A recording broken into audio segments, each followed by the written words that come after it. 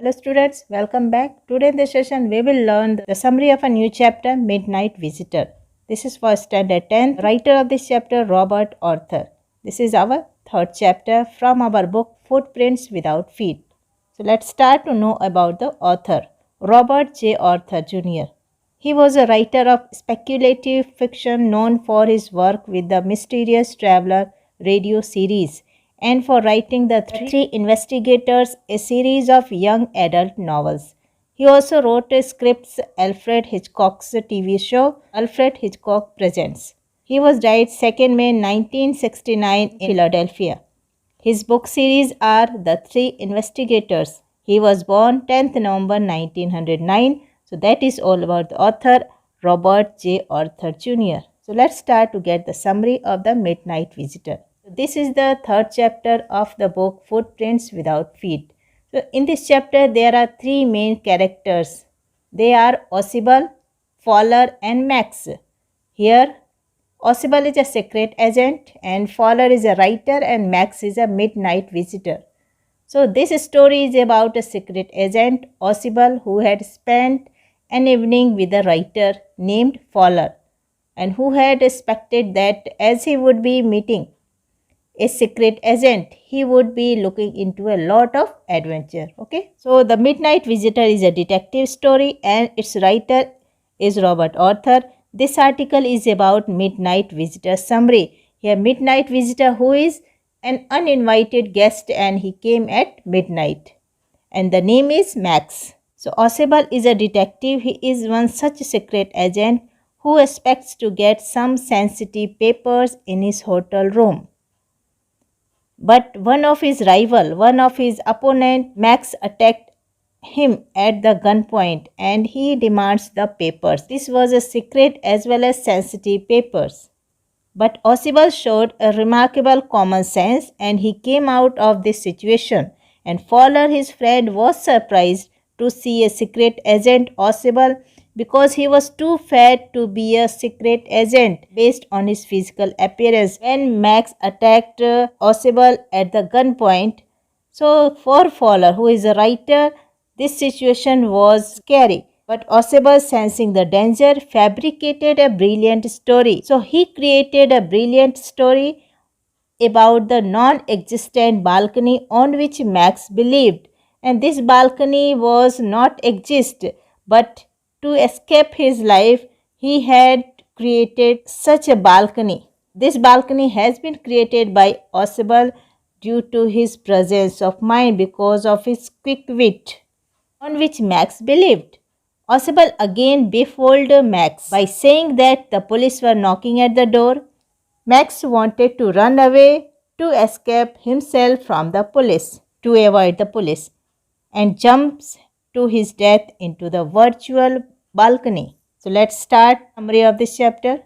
This story is about a witty secret agent, Ausable. He was with a writer friend Fowler and they planned to spend a time in the evening. Then Fowler realized that he is exactly the opposite of what he had imagined about him. As he has imagined about the Ausable, he should be romantic as well as handsome and smart. According to him, he was just opposite. He was too fat to fit as a secret agent because of his physical appearance. Ausable told Fowler that he had been thinking wrong and very soon he would be looking at a very important report which would change the country's future.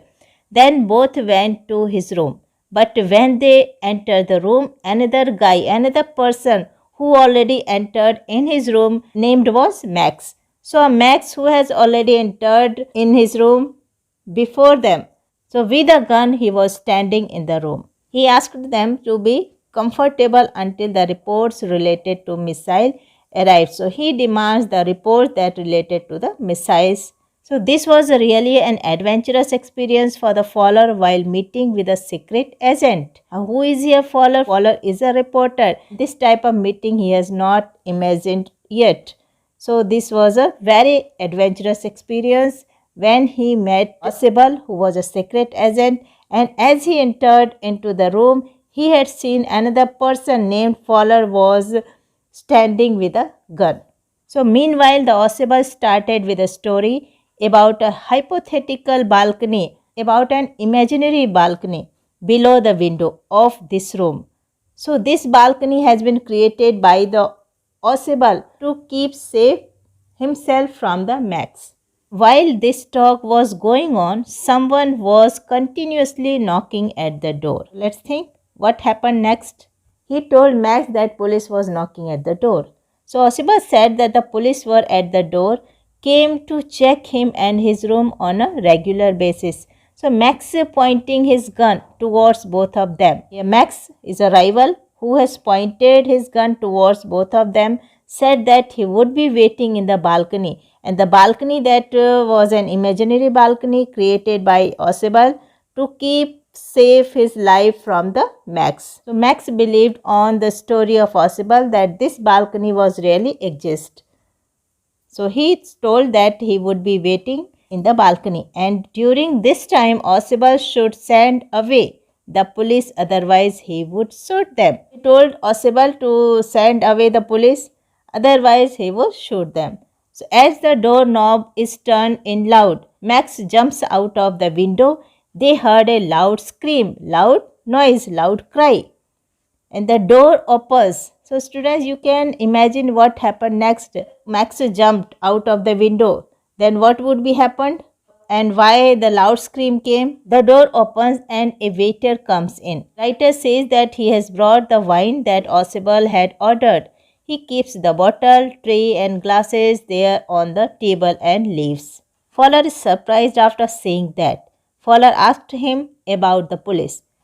Then Osibal replied that there was no police. Fowler again asked about the Max who was waiting in the balcony outside the window. Then Osibal replied that the person would not return as there was no balcony at all. This balcony that he has created in the story, the balcony exists out of the window. This was an imaginary balcony. This type was not any balcony at all. This shows the quick wit of Osibal as he took advantage of the situation and successfully made Max nervous. And under this nervousness, he jumped out of the window without any thought. He jumped from the top of the floor of the hotel and hence died. Thus, Osibal outwitted Max and saved himself from a very dangerous situation. And this was the Osibal's quick wit, Osibal's presence of mind that has saved his life from a very dangerous situation, right? So, the conclusion of the Midnight Visitor. So, this story has a theme. What the theme of this chapter? The ultimate message that we can get from this story is that in any situation we should not panic. Instead, we should take a step and face the situation with our presence of mind, right? So, very good, interesting story. I think all of you would have understood it. So, that is all about the summary of this chapter. Thank you all of you. Study well, keep learning.